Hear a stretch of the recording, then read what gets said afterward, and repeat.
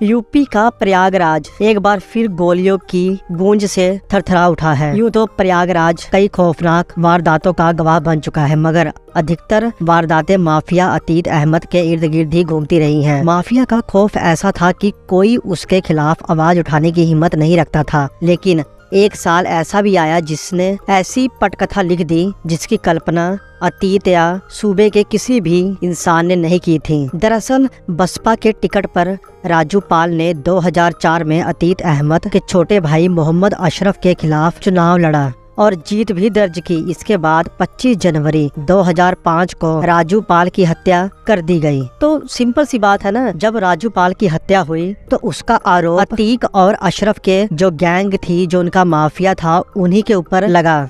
इस हत्याकांड में उमेश पाल मेन गवाह थे। फिर आता है इसका नेक्स्ट पॉइंट, साल था 2006। अतीक अहमद ने उमेश का अपहरण कर लिया, यानी कि उसको किडनैप कर लिया। इसके साथ ही राजू पाल हत्याकांड में अतीक ने उमेश से अपने पक्ष में गवाही भी करवा ली, मगर उमेश पाल ने अतीक पर किडनैपिंग का केस दर्ज करवा दिया। इस मामले में 2006 के 24 फरवरी को उमेश पाल को कोर्ट में पेश किया गया। इसके अगले ही दिन कोर्ट में अतीक की तरफ से बहस होने लगी थी, मगर अतीक के शूटर ने उमेश की हत्या कर दी। इस हत्याकांड ने सड़क से लेकर सदन तक घमासान मचा दिया। 2006 में ही पहले उमेश पाल को किडनैप किया, अपने पक्ष में गवाही दिलवाई, पर जब अगवा किया था उसके ऊपर जब केस दर्ज करवाया गया, अदालत में पेशी हुई और जब अतीक को पता लग गया कि हमारे ऊपर शिकंजा कसा जा रहा है, अगर हम किडनैपिंग में फंस गए तो हमारे जो दूसरे केस हैं वो भी फिर खुलते हुए दिखेंगे, हम और फंस जाएंगे, मामला डीप जा सकता है, तो उमेश पाल को ही उड़वा दिया। इसी केस ने सरकार की आंखें खोल दी। एक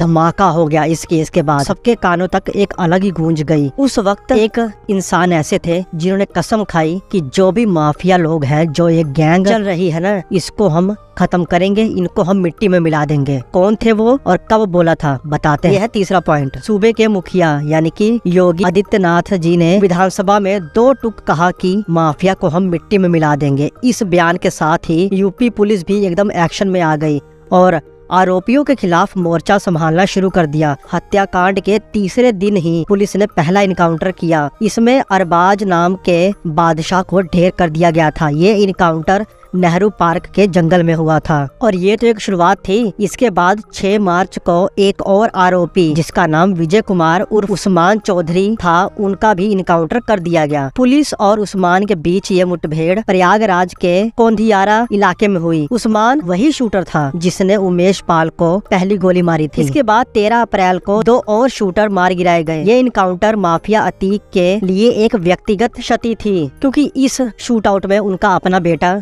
उनके हाथ से चला गया। उन्होंने खो दिया था अपने बेटे को। बेटे की मौत के बाद अतीक एकदम ही टूट गया था। पुलिस कस्टडी में आने के बाद वह कई बार मीडिया के सामने आया, मगर कुछ भी बोलने से इनकार करता रहा। पर अभी तक भी किसी ने ये कल्पना नहीं की थी कि 2 दशक पहले शुरू हुआ ये पूरा मामला, यानी कि राजू पाल की हत्याकांड से जो मामला शुरू हुआ था, वो 2023 में इस मोड़ पर चला आएगा कि एक इतिहास बन जाएगा, एक चेतावनी बन जाएगी माफिया के लोगों के लिए कि हाँ, अब टाइम बदल गया है, अब थोड़ा संभल के रहना पड़ेगा। अब इस कहानी का आखिरी पन्ना जो है उसके बारे में बात करते हैं, आखिरी पलों के बारे में बात करते हैं। 2 दशक पहले राजूपाल की हत्या के बाद मुसीबतों में घिरने वाले अतीक और उनके भाई का इस तरह से खात्मा हो जाएगा, इस तरह से वो पुलिस हिरासत में अपने आप को पाएंगे एकदम बेबस, ये शायद उन्होंने कभी सपने में भी नहीं सोचा था। और फिर वो दिन आया जब प्रयागराज पुलिस दोनों को मेडिकल जांच के लिए हॉस्पिटल पहुंची। इसी दौरान पुलिस सुरक्षा के घेरे में 3 हमलावरों ने गोलियां बरसानी शुरू कर दी। पहली गोली लगी अतीक के एकदम सिर में, तो सब एकदम दूर हो गए